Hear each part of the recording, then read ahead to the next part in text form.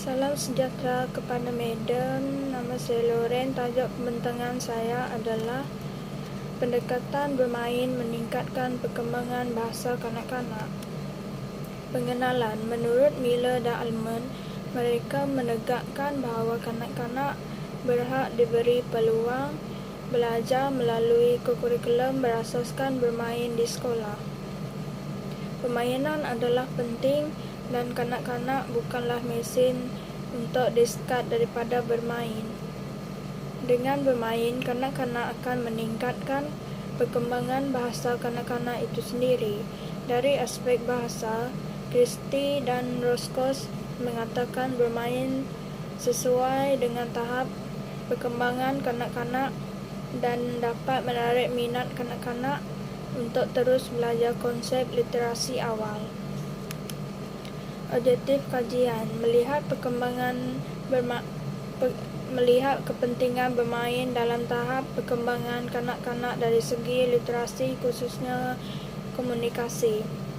Melihat dan mengkaji bagaimana kanak-kanak membentuk dan membangunkan perkembangan komunikasi mereka melalui bermain. Melihat penggunaan bermain dalam meningkatkan tahap perkembangan mereka secara holistik, khususnya dari segi bahasa. Kumpulan sasaran: kajian pemerhatian dijalankan ke atas dua kumpulan kanak-kanak tunggal dalam keluarga dan kanak-kanak yang bukan anak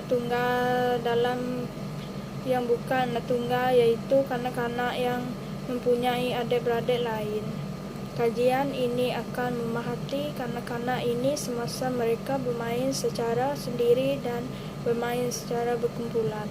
Penyelidik akan memerhati kanak-kanak yang sedang bermain untuk melihat tahap perkembangan komunikasi mereka.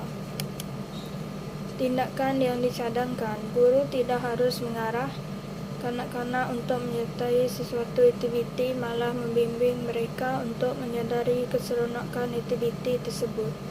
Selain menggunakan peralatan tradisional ketika melakukan aktiviti bermain, guru juga boleh menggunakan ICT atau peralatan elektronik supaya mereka mendapat manfaat daripada penggunaan peralatan elektronik.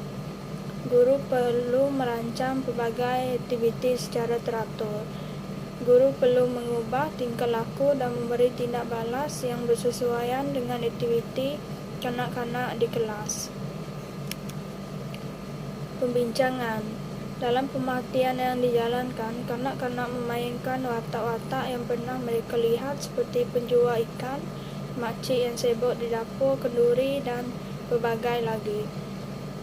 Ini menunjukkan mereka memerhati dan memainkan semula apa yang mereka telah perhatikan selama ini.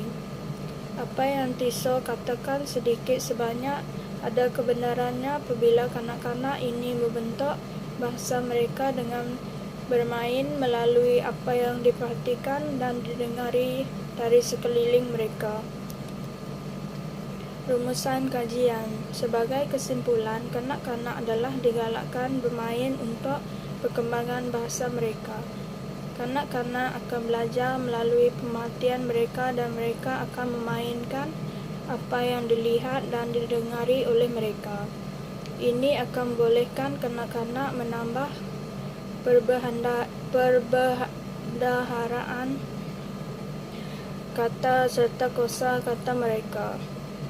Di samping itu, kanak-kanak adalah digalakkan bermain secara berkumpulan kerana dengan bermain secara berkumpulan, kanak-kanak lebih banyak berkomunikasi dan proses perkembangan bahasa mereka semakin meningkat.